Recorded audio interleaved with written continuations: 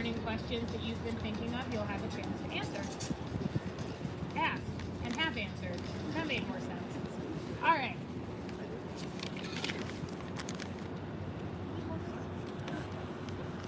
Thank you for Get some space up here, guys. talk amongst yourselves. Move to the forward. Get warm. Live at Sukkah, Detroit. About to start our panel discussion on structural There we go. Alex, vulnerability. thanks, Alex.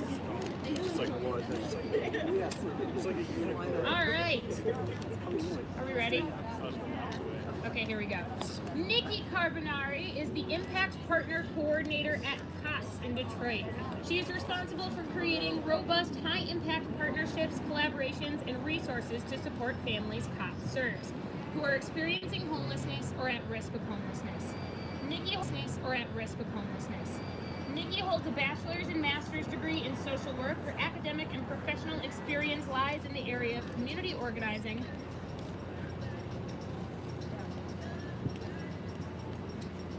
poverty reduction and alleviation, and affordable housing and homelessness. She has been an active member of the Detroit Housing Trust Fund Coalition since 2016. Everybody welcome Nicki. Because this is on the same sheet of paper and then I'm gonna have to switch to the phone. Michele Oberholtzer is the director of the Tax Foreclosure Prevention Project for the United Community Housing Coalition. She is a graduate of the University of Michigan College of Engineering. She is also known locally as a writer, as the founder of the Tricycle Collective, and as a recent candidate for state representative. Give it up for Michele. And, oh no, it's not my phone. Sarah, your phone's locked. Wonder knows how to open it. It's over there. Crumble under pressure. Here we go. And Garlin Gilchrist is a local leader. He's a recent candidate for city clerk. He used to work for President Obama. He is the candidate serving under Garlin for Granholm. And he received a bachelor's degree in computer engineering and computer science. There we go.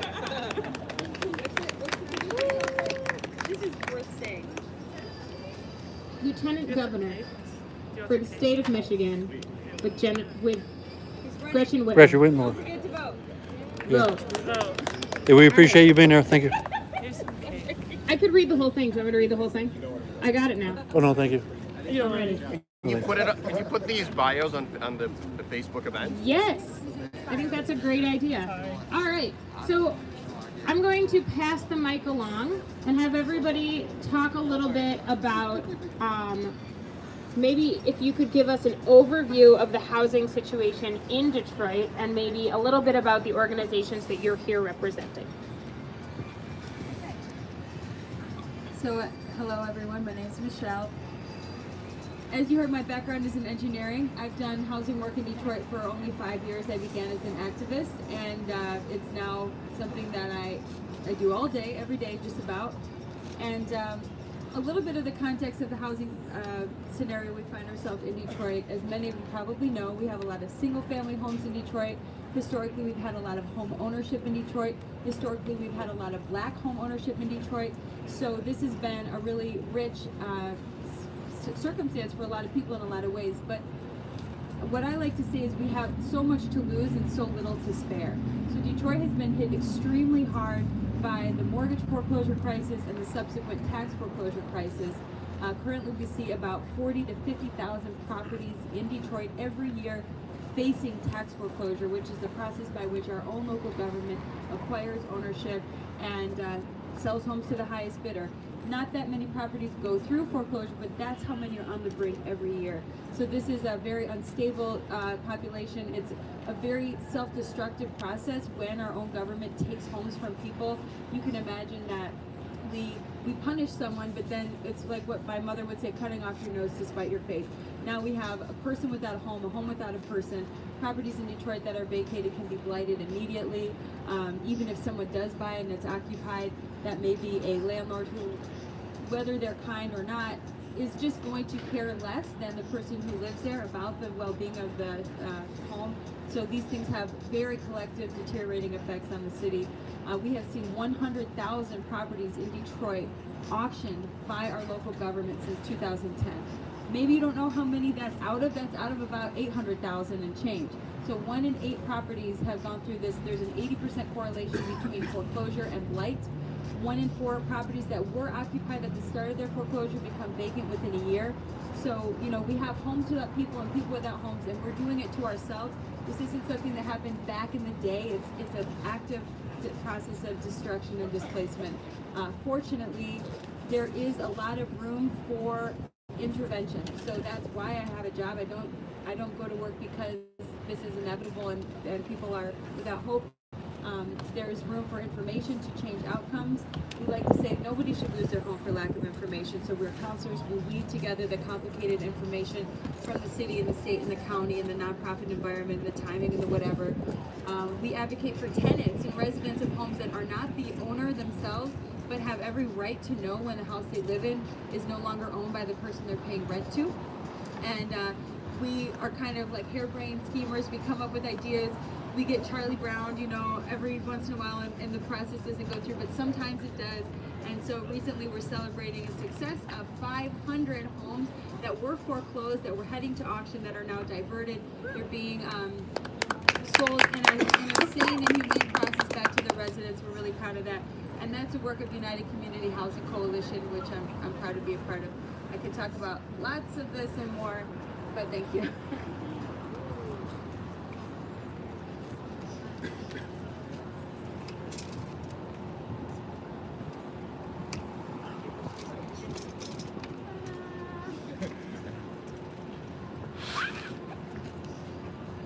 Good?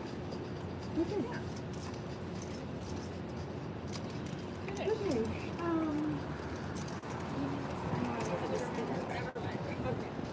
I'm good. I'm good here. Are you good? I am good. Okay. I just want to start out by saying a little disclaimer. I am not a housing expert in Detroit, and I have never personally experienced housing insecurity.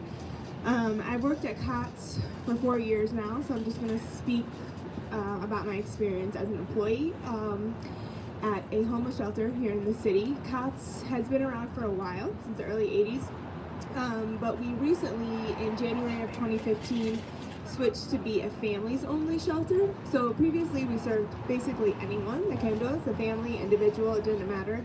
Now we're strictly families only. So we define a family as someone who has someone under 18 in their care. It could be a single mother, single father, 2 parents, same-sex couple. It doesn't matter as long as you have someone under 18. And part of that change came about because we were seeing such a high number of families coming to us. In the past 10 years or so, since the mortgage crisis, the foreclosure crisis, tax foreclosures, there's been a huge spike in family homelessness. And it's often a forgotten about sector of the homeless population. Many people think of chronic single males, and many times that's what's visible, what people see. But family homelessness is actually a huge problem in the city. COTS is a 140-bed shelter, so we usually have about between 40 and 50 families that stay there. That's usually about 40 to 50 adults, and then anywhere between 80 and 100 children. There's a lot of kids that stay in the shelter. And we're always at capacity, always. When we switched to become a families-only shelter, we adopted a new theory of change we call passport to self-sufficiency. And it's to work with families not only in the area of housing, because of course everyone that comes to us is in need of housing, but to really give the families the resources and the skills that they need to maintain the housing once they receive it. So we work in the areas of employment and education, health and well-being, financial empowerment, and not only do we work with the parents, but we also work with the kids too, because a lot of times we have school-age kids who are fully aware of what's happening, right? Are fully aware that they don't have a home to live in, and we really want to break that cycle and be it so those children don't grow up and then come to stay at COTS too. Thank you.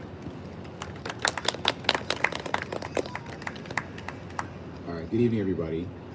Good evening. Thank you. All right. Thank you. Well, my name's Garlin Gilchrist. I'm really happy to be here with you to talk about this really important issue. Yes, I am a candidate for Lieutenant Governor of Michigan, statewide office running alongside Gretchen Whitmer to be the next governor of Michigan. And, but what this is really about is the fact that I am a Detroiter. I live in the Cortown neighborhood. I grew up for half of my childhood on the east side of Detroit.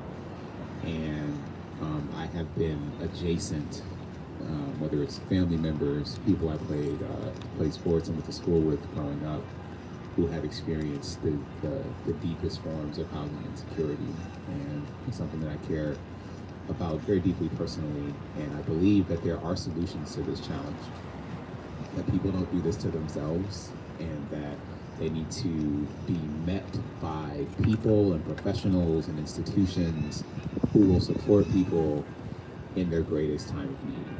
And in terms of what the state of Michigan can do, I think the first thing the state of Michigan needs to do is actually care.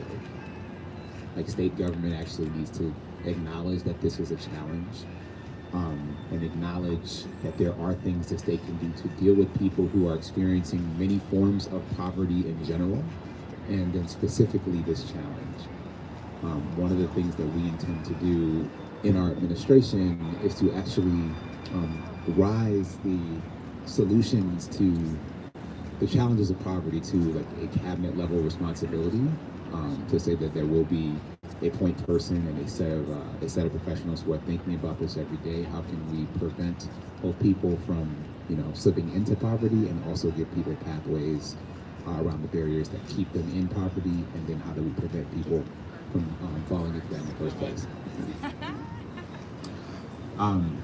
On housing insecurity in particular, Michelle talked about it. There are certainly some tools that the state of Michigan has that need to be intentionally leveraged.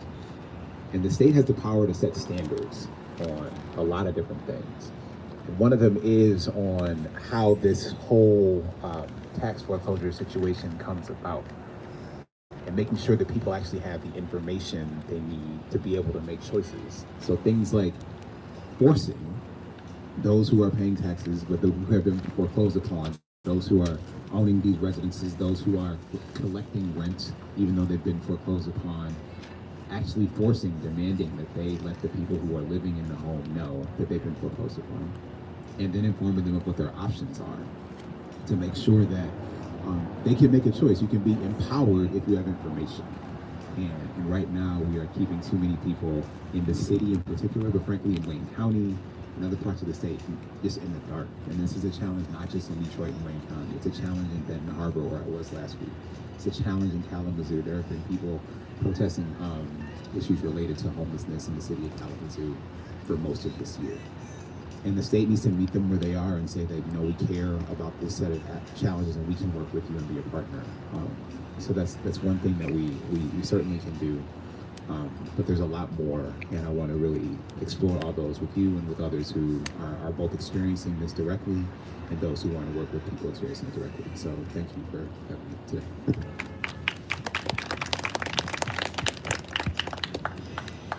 So I think right now I would love to open questions to anybody who has any questions in the audience. If you want to raise your hand, I can pass you the mic, please. If you have a question for one of our panelists specifically, if you want to address them and maybe state your name, I think that's a great way to do it. Here we go. Yeah, David, congregant at the downtown synagogue.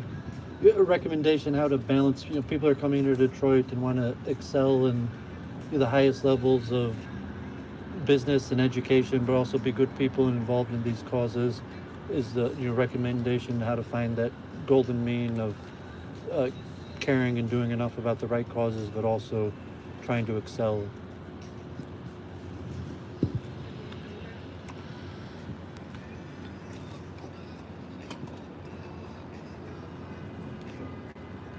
So everybody heard the question. I think that as someone who had like a partial part of that experience, because after college, I moved away for 9 years and then came back home. And I think it's important for people to come back home with the right attitude. Like, there's an attitude that, yes, you want to be personally successful or successful for your own family, but that you should do that without stomping on other people's opportunities. And being cognizant of the fact that there are people who exist in Detroit and have for a very long time, and recognizing that those people have experiences and are people and they have value, and that you cannot dictate their future to them. I think a lot of times what people are frustrated with is people who come into the city for different reasons and then pretend like the city is theirs and theirs only.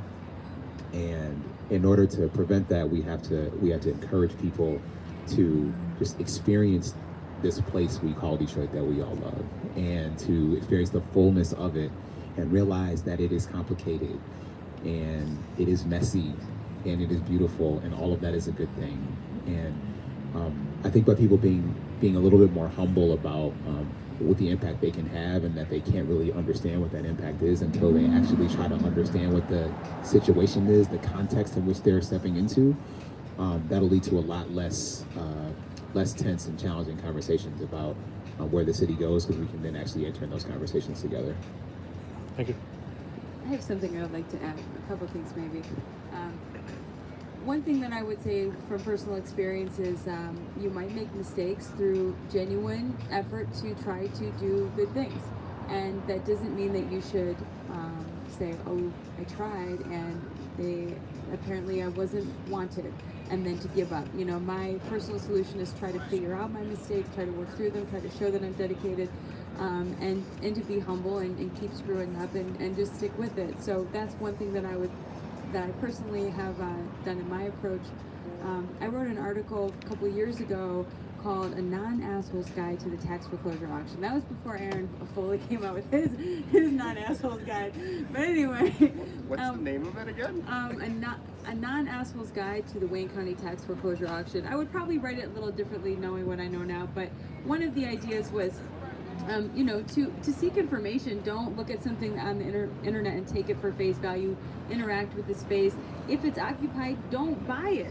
And if it's vacant, maybe you are, it's not that you are, some knight that is saving this community. There is a great historical context to it, but at least perhaps you could provide some benefit if you fix it up and do those things and try to see if you fit in there.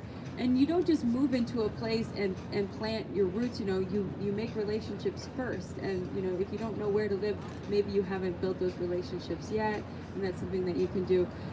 The other thing that I think is important for people who aren't from Detroit is to try to seek this environment without too many expectations. Well, I'm used to this, I'm used to that.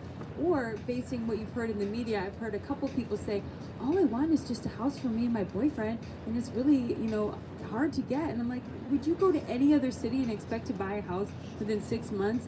No, you wouldn't. So let's have that same attitude here and not have this expectation or this entitlement attitude, and try to approach it in a different way. I think that is helpful.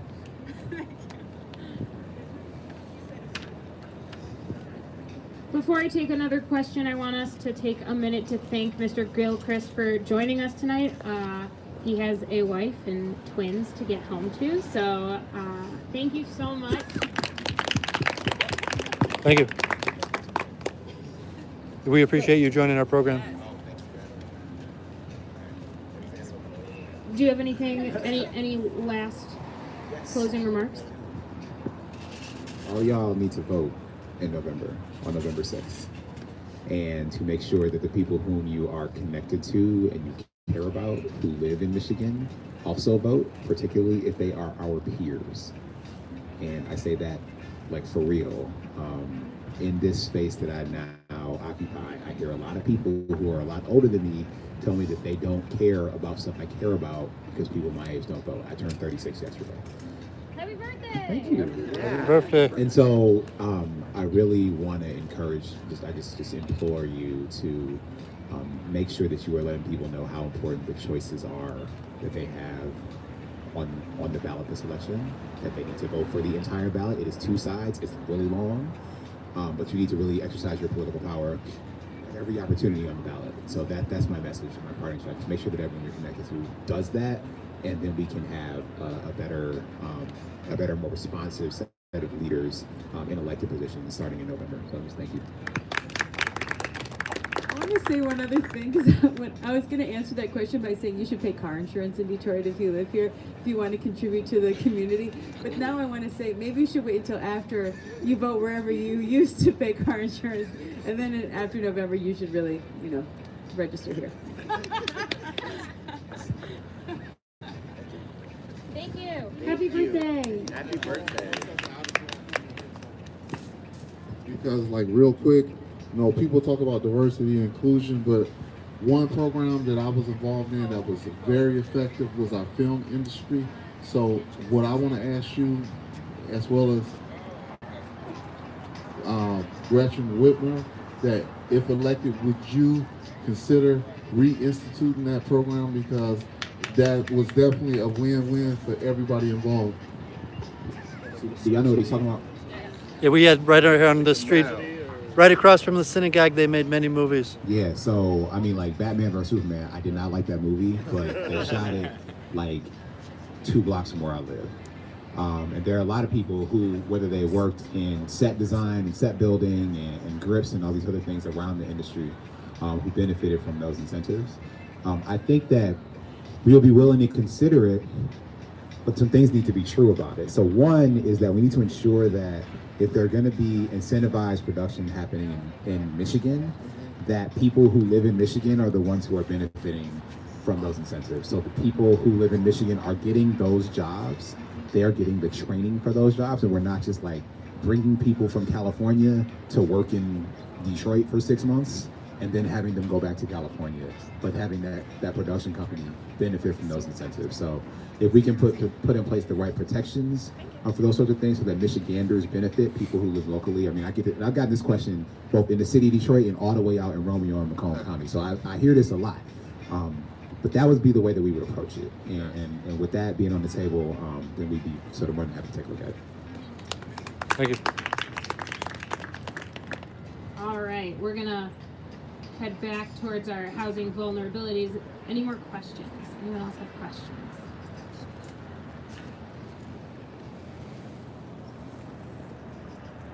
Anything that you don't know that you feel like you should know? I have a question for Nicki about since you have so many children, how do you see that housing vulnerability is connected to education? And do you know anything about what's going on? Like, do you work at all with Detroit Public Schools? Do you know anything going on with Detroit Public Schools, particularly addressing housing vulnerability for children and the way that that impacts Well, they definitely affect each other, of course. We do have a relationship with some of the schools in the area where we are, which is not that far from here. We're located on Peterborough, between Cass and Woodward. So we have a relationship with some of the schools, but it's more a relationship that was established just to help the children enroll and to kind of monitor their progress and stuff.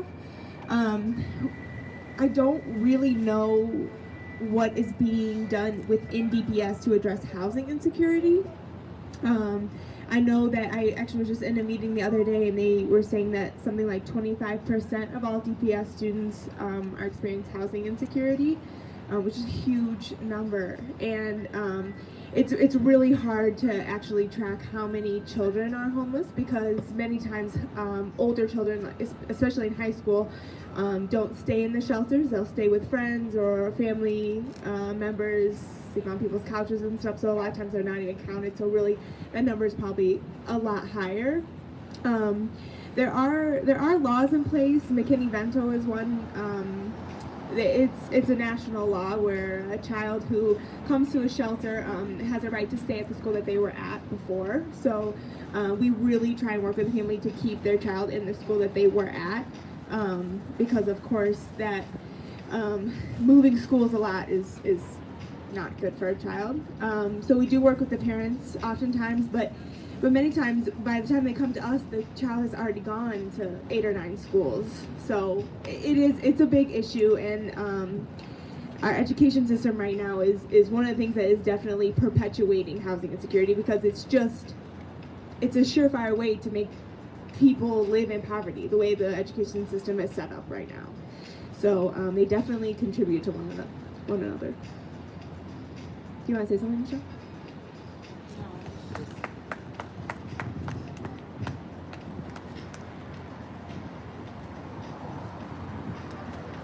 Any other questions?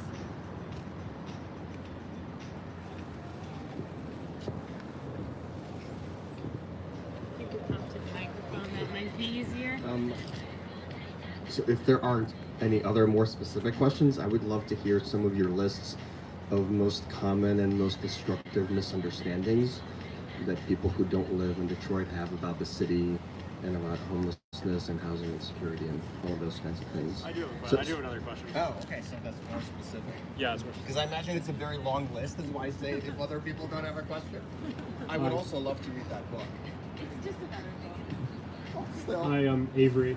I live in the suburbs, so I feel like I don't know a lot about the crisis the way it is today, except maybe what's perpetuated in the media and all that. But I am curious: are governments good at helping with housing crises, or has it been better when it's nonprofits or other organizations leading the charge?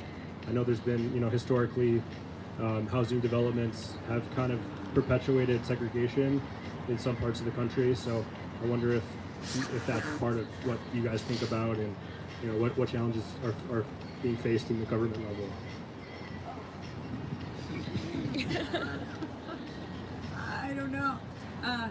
I will say that I think that the perpetrators and the agents of positive change they exist in both. You kind of heard me. I work in nonprofit and I ran for office. I could see the agency of both areas, and yet we have causality in the government as well. One of the things that makes me most sad about tax foreclosure in particular is that it is undertaken by our government. One of the things that makes it so effective and insidious is that the government is kind of segmented out. So it's a state law that talks about taxes that originate at the city level, which then become delinquent to the county. And so what you've done is you've effectively broken up the burden of responsibility, and you've also sneakily planted in financial incentives for the non-payment to continue. And so on the one hand, the solutions have to come from government because we have a broken government system. On the other hand, at the example I cited earlier about the right of refusal program, that happened without the change of a single law. That was all just people figuring stuff out. Some of those people in nonprofits, some of those people in government. The government has power, but they didn't have a program. We had a program, we didn't have the power, and we created a willingness and a system to carry it out. If you're interested in these questions about government's role in housing instability, I recommend the book The Color of Law. And it's really hard, and it's really important to read. It's full of stuff. And then maybe another kind of contrast to that would be the book Evicted, which is about housing instability and eviction cycle in Minnesota, but also rings very true here. We need government to provide some checks and systems and standards, and then often we need advocates to implement them and to carry them out. I mean, I know that's kind of a trite answer, but it is true.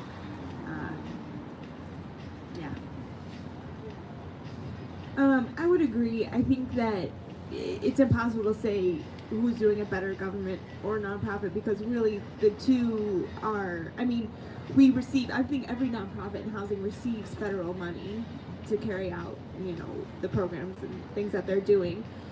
There is definitely a very long, fraught history of government policies in housing, which The Color of Law and many of those books address, which has affected every area of the country, especially Detroit.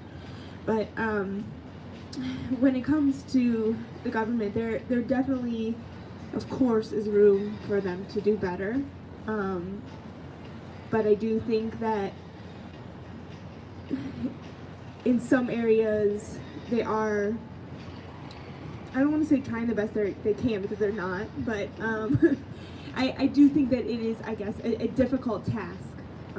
Housing is very complex and complicated, especially in a city that has 40% poverty. So I would agree with Michelle. I would say you could definitely read up on it. There's so many articles, awesome books out there to educate yourself on it, to have a better understanding of really what's going on in both the roles. Should we do the myths? I figured if maybe we could get one or your top two, because I'm sure the list is exhaustive, and then maybe we can close with a recommendation of how we can get involved, either on a local level, on a more systemic level. Any recommendations on how anyone here could take a next step? Myths first. Okay. I wrote another article called Myth Busting the Tax Foreclosure Crisis. So that kind of lists through, I think, a lot of commonly held misunderstandings. Trying to pull those up. One of them, here's a really pervasive and pretty negative one. Some people just shouldn't own houses. And listen, I find myself becoming weirdly like a private property vanguard, which kind of makes me sound really conservative. And, I can see it a lot of different ways. But within the system that we have, in terms of affordability and sustainability for the individual, the community, the home itself, home ownership is a good thing overall, at least at some threshold. And when we say some people, maybe they shouldn't own homes, what that usually means is poor people. And there is an assumption there that there's adequate affordable housing, that there's adequate homeless shelters, which there's not even that, let alone truly affordable housing. A lot of people get shuffled out into a exploitative housing crisis, like we talked about in the book Evicted. And so, for a lot of the clients I work with, they're extremely low income. They're getting $735 a month. That's it.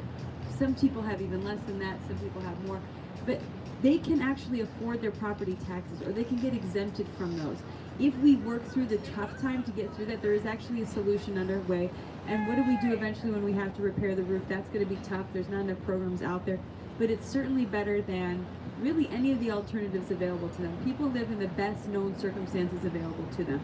So if you tell someone that what they have they don't deserve, or it's not right for them, you better be offering a better alternative, because if you take it from them, then they're going to go to the next best thing or the next best thing, which might be not very good at all.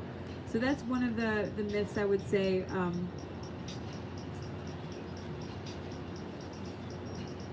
I don't know if this is a myth or whatever, but one thing I just want to share about my experience with housing work in Detroit is I feel that it's much easier to destroy than it is to create. As I alluded to, when you have an occupied home, it's a home. But within hours or days, it might be a vacant, abandoned shell. It might take tens of thousands of dollars to make it livable again, or tens of thousands of dollars to demolish it. And so I think that we have to really recognize the value of what we have and sustain it, and to invest in it. We gave away the land to the arena for $1. And yet we have thousands of occupied homes owned by the Detroit Land Bank Authority, which are not being sold back to the residents.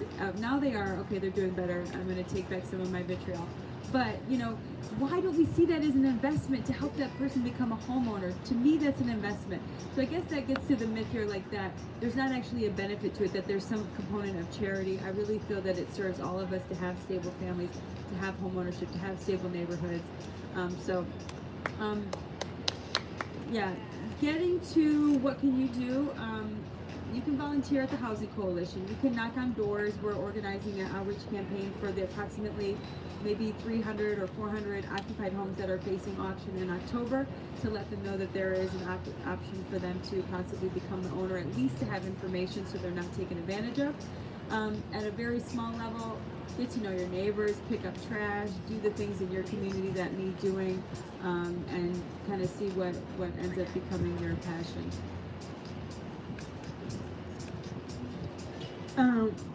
Well, there are a lot of myths around homelessness. I can't even get into all of them, but what I want to say in particular is if a person or family is experiencing homelessness, it doesn't make the parent a bad parent. It doesn't mean they're addicted to drugs. It doesn't mean they have a severe mental illness. Most of the people that we see at COTS haven't experienced any of those things. And if you saw them, you would never assume that they were homeless. I think that tacking the word homeless on someone, and especially a child, is so detrimental. And I hate the myths and the stereotypes that come with that so much. Most of the families that come to us have experienced extreme trauma, and a lot of times that is the leading factor of why they're staying at COTS. Childhood trauma, which has carried into their adulthood, as well as other things to it, is a complex issue. But I would encourage you to rethink what you think of a homeless person and sort of how you use the word homeless. Second myth that we hear so much at COTS is how horrible homeless shelters are. And don't get me wrong, there are a lot of bad ones out there. But we really actively try not to be like that at COTS. We provide private rooms for people, so everyone, depending on their family size, either have one roommate or they're in a room by themselves with an attached bathroom. It's not the open floor plan with the chairs that people are sleeping in. So many people think that's what it is. We even have people who need to come and stay at COTS and refuse, and they'll call us and say, can you explain what it's like? I'm just terrified to come to a homeless shelter. I mean, the stereotypes are horrible, the cockroaches and rats and just horrible things, and COTS is nothing like that. We are family shelter, so we're very intentional about that. You know, we have field trips and activities, homework groups, like we have so much stuff for the kids, summer camps, everything like that. So I would encourage you, if you're interested, to come volunteer. You can come to COTS. You could do things like serve meals and organize like closets and stuff like that, but you can also volunteer to work with the kids too. We're always like accepting tutors and people who want to do like game nights or fun activities and stuff with the kids. Another thing I would say to get involved in, I am a part of the Housing Trust Fund Coalition. We are having a town hall on October 29th. I don't have the flyer, I would have brought it. But it's October 29th from 6 to 8 at 7700 2nd Avenue. The Housing Trust Fund Coalition is a coalition for an ordinance that passed about a year. I'll talk loud now. An ordinance passed about a year ago for the city to create a housing trust fund specifically for affordable housing. And it's still in the implementation process. So we're having a town hall just to educate community members on it.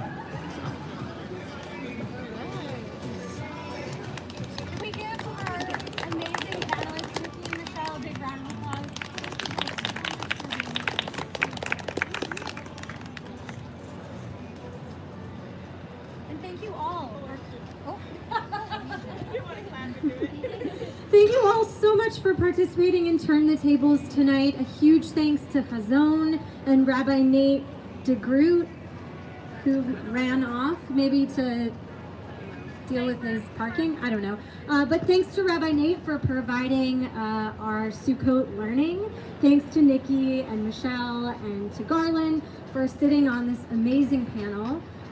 Thank you to Next Gen and to my Repair the World Detroit family. If this program was something that you enjoyed, this coursed out learning session, please join us for our other Turn the Table dinners later this year. We have your information, so we'll be sending that to you. And I think if there's one big takeaway from tonight, it's that in order to make change around homelessness, housing justice, housing insecurity, you need to get involved. You need to raise your voice, you need to vote, and you need to serve with us, with these organizations who are working so tirelessly in this field. So if you want to get involved and if you want to serve, please get in touch with us. We will put you in touch with the people you need to be in touch with, and all together we can go and serve. That's it for us tonight. Thank you so much for coming. We'll be cleaning up, and if you have any questions, feel free. But we'll be in touch soon. Enjoy the rest of Sukkot if you celebrate. If not, enjoy the rest of your week. Rabbi Nate, any closing remarks? Great, thank you. Thank you all for coming.